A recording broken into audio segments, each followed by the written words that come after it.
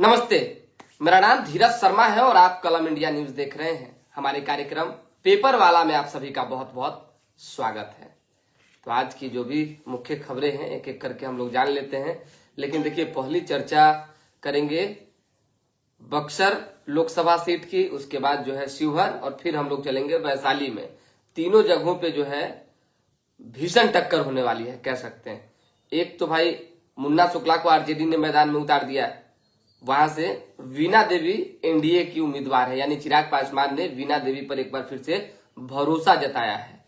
तो भूमिहार और राजपूत की लड़ाई होने वाली है। अधिकतर समय वहां से राजपूत उम्मीदवार ही जीतते रहे हैं, लेकिन इस बार कुछ कहा नहीं जा सकता है, क्योंकि मैदान में कद्दावर उम्मीदवार आरजेडी की ओर से है मुन्ना शुक्ला। भूमिहारों का वोट जो है काटेंगे। पहले भी निर्दलीय चुनाव लड़ चुके हैं, बढ़िया मार्जिन भी आई है वोट परसेंटेज की, और उससे पहले उनकी पत्नी भी विधायक रह चुकी हैं। तो समझिए कि क्षेत्र में कहीं ना कहीं मुन्ना शुक्ला की भी अपनी एक ठसक है, अपनी एक पहचान है।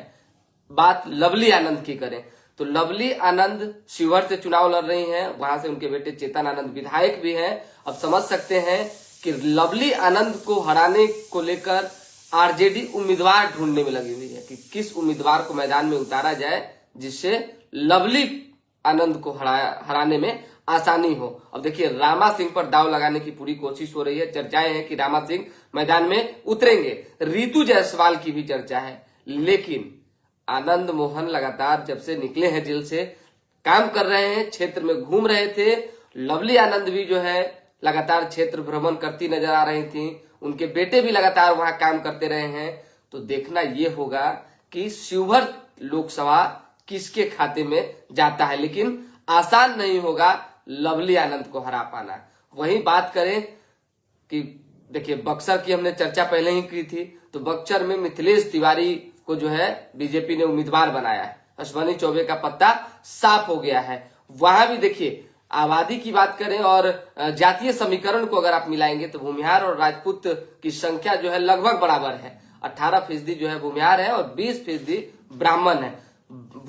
माफी चाहेंगे, ब्राह्मण और राजपूत 18% राजपूत है और 20% ब्राह्मण है। वहीं 10% जो है वहां पे भूमिहार हैं। बाकी कायस्थ अन्य जातियां मिली हुई है। ऐसे में मिथिलेश तिवारी पर कहीं ना कहीं इस बार कहीं सुधाकर सिंह भारी न पड़ जाए।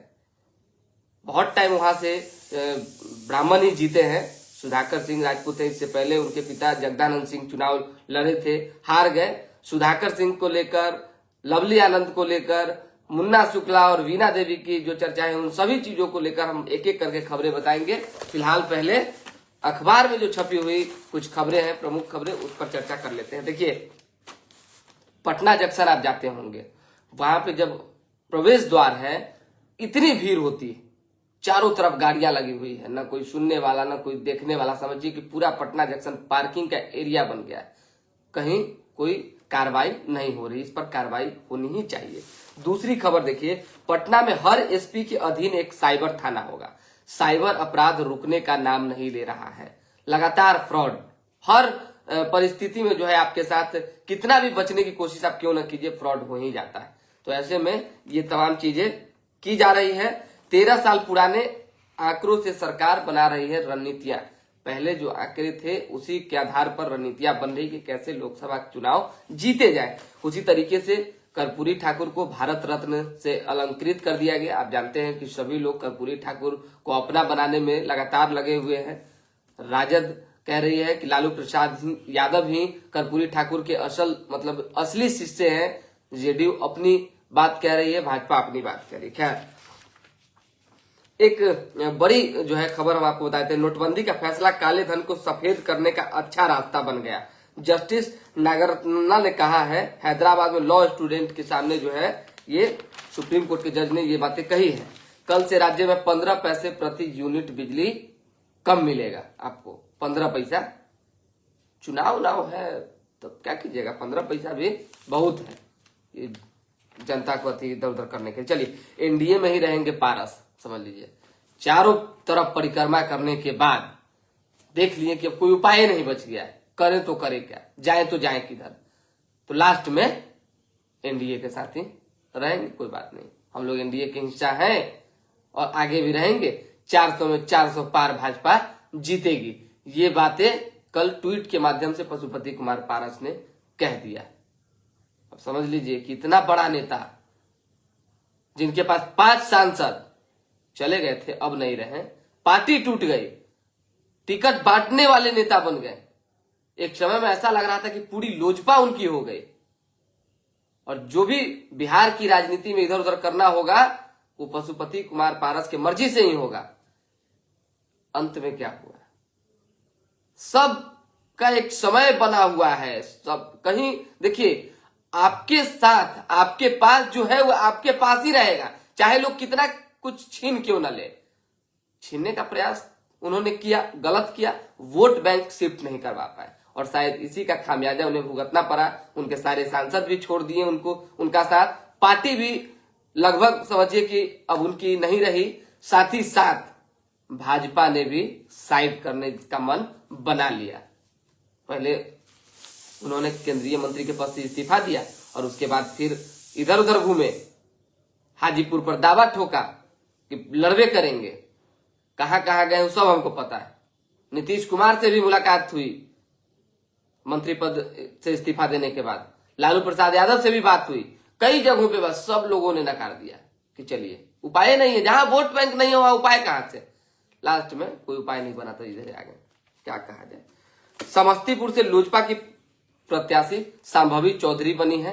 प्रिंस राज को कहीं ना कहीं भाई ने साइड लाइन कर दिया है। अब समझ के देखिए, ये भी एक बड़ा सीख है, सबक है, मैसेज है पूरे देश और बिहार के लिए कि एक भाई ने जो बड़ा है वो छोटे भाई को इसलिए राजनीतिक हत्या कह सकते हैं, राजनीति से आउट कह सकते हैं, कर दिया क्योंकि गद्दारी उन्होंने की। और कहीं ना कहीं धोखा का परिणाम धोखा ही होता है। ये हमारे भाषा में नहीं है, जो जनता कहती है उसकी बात हम आपको बता रहे हैं। हालांकि हमारे पास जो इंफॉर्मेशन है ये है कि चिराग पासवान नर्म है अपने भाई को लेकर और वो चाहते हैं कि 1 साल 2 साल कम से कम वो मेहनत करें, बिना सांसद रहे मेहनत करें।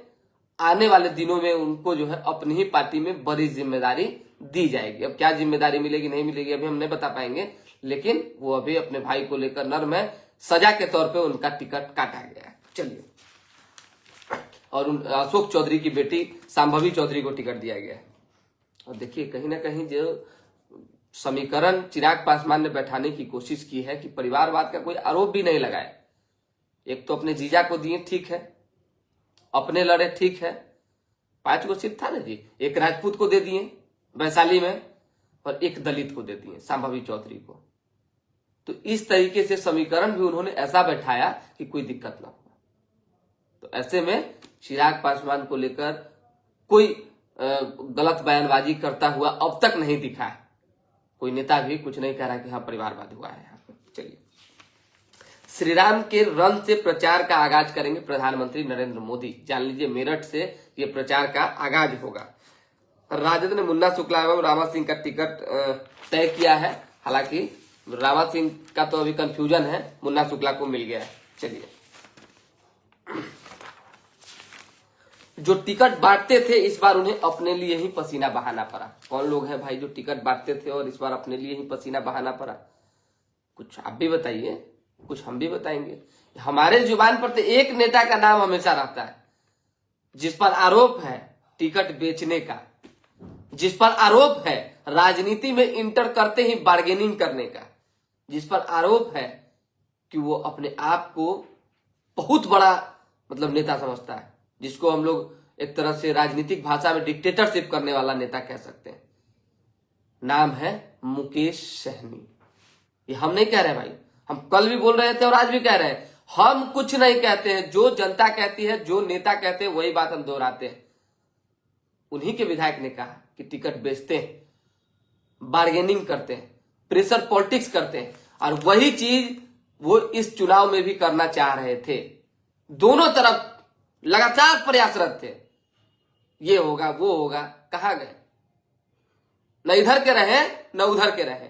लेकिन अब भी चांस है कि एक सीट राजद जो है उनको देगी, मुजफ्फरपुर की जो चर्चा है अब उसके बाद हम नहीं बताएंगे। चलिए, दूसरे नेता कौन है? उपेंद्र कुशवाहा। एक समय में उपेंद्र कुशवाहा की भी एक हस्ती थी भाई, केंद्र में मंत्री रहे हैं, भले अभी इधर उधर जाने के चक्कर में मामला गड़बड़ हो गया, लेकिन फिर भी उपेंद्र कुशवाहा को एक सीट काराकाट मिली है, तो जीतने का दमखम जो है वो लगातार दिखा रहे हैं। उसी तरीके से पशुपति कुमार पारस भी थे, लेकिन अब पारस जी का क्या हुआ हम पहले बता दिए हैं, बार बार एक के चीजवा का जो है जिक्र करना उचित नहीं है। पारस अब पारस न रहे, पारस अपने पार्टी के चिराग बन गए, समझ जाइए हम क्या कर रहे हैं। उसी तरीके से अरुण कुमार भी एक समय में कद्दावर नेता रहे, 2 बार सांसद रहे, लेकिन उनके साथ भी कहीं ना कहीं एक तरह से धोखा हुआ, जैसा उन्होंने कहा कि चिराग पासवान ने हमारे साथ धोखा किया। हालांकि चुनाव लड़ने को लेकर अब भी ये तैयारी कर रहे हैं जहानाबाद से, और कुछ कारण बस इनकी तबीयत खराब हो गई है, इसलिए आज का प्रेस कॉन्फ्रेंस और मीटिंग स्थगित करना पड़ा इनको।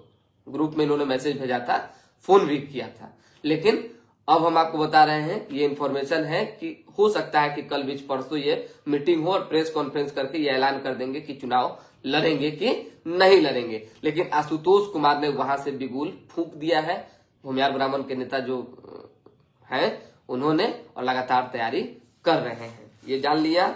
माले ने आरा एवं नालंदा में अपने विधायक उतारे हैं। संदीप सौरभ को जो है मैदान में उतारा गया है, सुदामा जी को भी मैदान में उतारा गया है, और इसी को लेकर यह तैयारियां चल रही है। चुनाव में भाकपा माले के ये जो उम्मीदवार है कौन कौन है जान लीजिए। लोकसभा सीट आरा से सुदामा प्रसाद है, काराकाट से राजा राम सिंह है, नालंदा से संदीप सौरभ है और कोडरमा से विनोद सिंह है।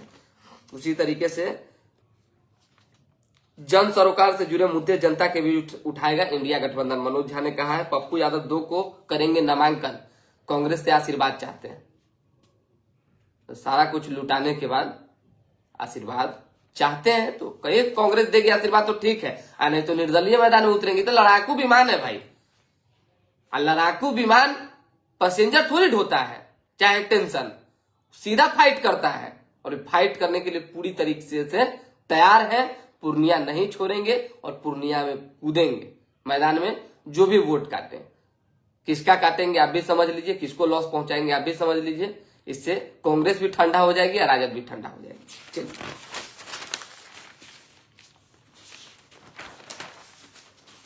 और कुछ विशेष खबर तो है नहीं, लेकिन थोड़ा शेयर और लाइक करते रहिए तो थोड़ा अच्छा लगता है। बताइए, खबर में कोई कमी होती है तो बताइए कि हाँ ये कमी है, कोई गड़बड़ होती है तो ये बताइए कि हाँ कोई गड़बड़। हम जो कह दिए सो कह दिए। देखिए, कलम इंडिया न्यूज और न्यूज हाट, ये दोनों चैनल जो है लगातार ये चीजें चलाता रहा है कि मुन्ना शुक्ला को टिकट मिलेगा, तो मिला। शिवहर की बात लवली आनंद को लेकर की जा रही थी, मिला। हर सीट पर, जिस सीट पर आप बोलेंगे, लगभग सीटों पर तो जो है हमारे चैनलों ने चलाया है, और लगातार जो है वो सीटें उम्मीदवार को मिली भी है। हम वही बताते हैं जो हमारे पास इंफॉर्मेशन होता है, बाकी नहीं। और कुछ खास नहीं है। चलिए अब हम बताते हैं कि क्यों लवली आनंद को हराना मुश्किल होगा शिवहर में, मुन्ना शुक्ला कैसे राजपूत पर भारी पड़ेंगे। देखिए, भूमिहार राजपूत इसलिए करना पड़ जाता है ना भाई कि आप समीकरण जोड़ देते हैं, जात जोड़ देते हैं। आखिर राजपूत को वहां उम्मीदवार इसलिए ना लगातार बनाया जा रहा है क्योंकि वहां पे संख्या ज्यादा है। भाई भूमिहार हो राजपूत हो, ये दोनों की संख्या भले ही बराबर है लेकिन कम तो नहीं है। ऐसे में देखिए, 17वें लोकसभा का चुनाव है, और 17वें लोकसभा के चुनाव में तकरीबन 14 चुनाव जो है राजपूत उम्मीदवार जीते हैं। 14 चुनाव सोच लीजिए, 14 ने अगर 13 मान लीजिएगा तो 13 चुनाव समझ रहे हैं आप। उसके बाद भूमिहार को एक बार मौका मिला है, और अब एक बार जब टिकट मुन्ना शुक्ला को मिला है तो लगता है कि मैदान में लड़ाई होगी। कुछ लोग कमेंट हमको लगता है कि कर रहे हैं, थोड़ा एक एक करके 1-2 लोगों का कमेंट भी देख ही लेते हैं पहले, क्योंकि हो जाता है कि कमेंट नहीं देख रहे हैं, रुक जाइए। जिगर यादव जी कमेंट कर रहे हैं, गुड मॉर्निंग जिगर जी। सीतामढ़ी किसको मिल रहा है? देखिए, सीतामढ़ी की चर्चा जो आप कर रहे हैं उसमें रीतू जायसवाल का नाम आ रहा है। वो चाह रही हैं कि सीतामढ़ी अगर शिवहर न मिले तो मिल जाए। अब देखिए क्या होता है। बक्सर में जो है बाहरी उम्मीदवार मिथिलेश तिवारी के चलते राजद का सुधाकर सिंह अभी भारी है। नहीं, हम भी इस चीज को समर्थन करते हैं। बात बाहरी उम्मीदवार का नहीं है, बात सुधाकर सिंह का है। सुधाकर सिंह एक ऐसे नेता हैं जो ईमानदार है। हम मिथिलेश तिवारी की ईमानदारी पर सवाल नहीं खड़ा कर रहे हैं, लेकिन हमारी नजर में सुधाकर सिंह भी ईमानदार नेता है। सरकार में रहते हुए उन्होंने सरकार से लड़ाई लड़ी, सरकार में रहते हुए उन्होंने आवाज उठाई, किसानों के लिए लड़ाई लड़ी और यहां तक कि मंत्री पद का त्याग कर दिया। अरे राजनीति में तो लोग मलाई खाता है, अपना मिला व्यवस्था, चलिए बैठिए आराम से चैन का सांस लीजिए।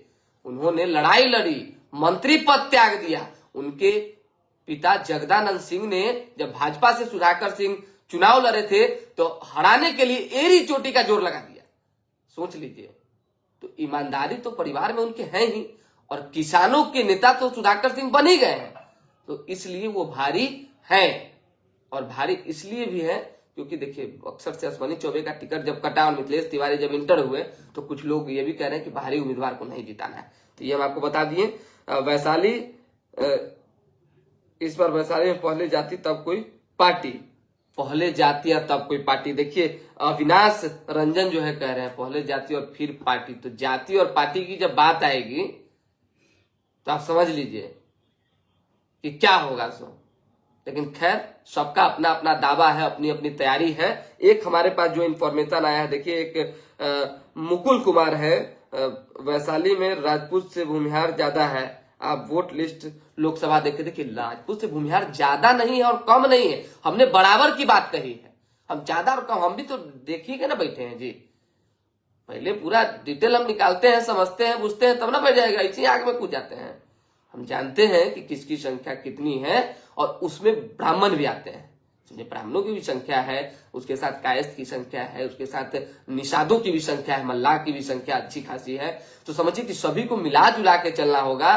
और वैशाली के लिए वीणा देवी को लेकर जो है चिराग पासवान के जो सोर्स हमारे हैं उन्होंने जो हमें बताया है, कहा कि वीणा देवी को टिकट देना इसलिए मजबूरी बन गई क्योंकि जो सर्वे लोजपा रामविलास ने करवाया उसमें सब में वीणा देवी आगे चल रही थी।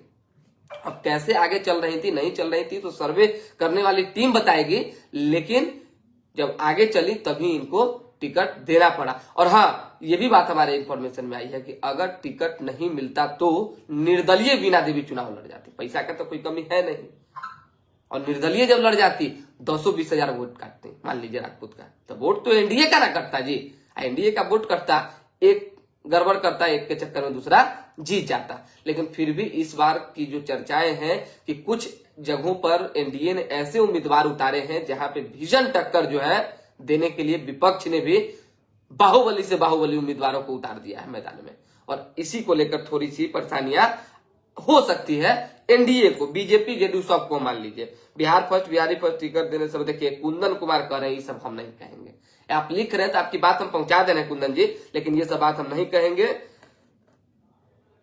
चिराग पासवान ने भूमिहार का अपमान किया है, मुकुल कुमार, अब किसका कौन अपमान किया है अब कुछ भी, देखिए अभी चुनाव का जो समय है ना, इसमें कुछ कह पाना जो है थोड़ा सा असमंजस जैसा हो जाता है। अब किसका विरोध कीजिएगा, किसका सपोर्ट कीजिएगा, लेकिन एनडीए जिस तरह से तैयारी में लगी हुई है, जिस तरह से बीजेपी का अपनी एक टीम है और रणनीति बन रही है, ऐसा लग रहा है कि भाजपा 40 में 40 का दावा तो ठोक रही है, लेकिन उतनी सीटें 40 में 39 सीटें जो पिछले बार मिली थी नहीं मिलेगी। जो हमारा थोड़ा बहुत एनालिसिस का तरीका है, जो हमने भापा है, चीजों को देखा समझा है, उसके मुताबिक हम कह रहे हैं। लेकिन हाँ, फिर भी तैयारी जोरों शोरों पर है और चुनाव से पहले जीत का दावा नहीं किया जा सकता है। तो अब इतना ही कहेंगे, फिलहाल अभी के लिए दे हमें इजाजत। हमारे साथ बने रहें, देखते रहें कलम इंडिया न्यूज। और हाँ, एक दो कमेंट और ले लेते हैं। देखिए कमेंट करने वाले लोगों का अगर नहीं देखिएगा तो दिक्कत हो जाएगा। सिंह शिवहर से किसको अर्जुन से मिला, देखिए शिवहर से रामा सिंह का चर्चा चल रहा है, बताए तो हम आपको, शिवहर से, और रितु जायसवाल का भी चर्चा है। अब किसको मिला नहीं मिला हम क्या कहें, लेकिन मिल जाएगा तो बता दें, आज कंफर्म हो जाएगा। तो बहुत बहुत धन्यवाद।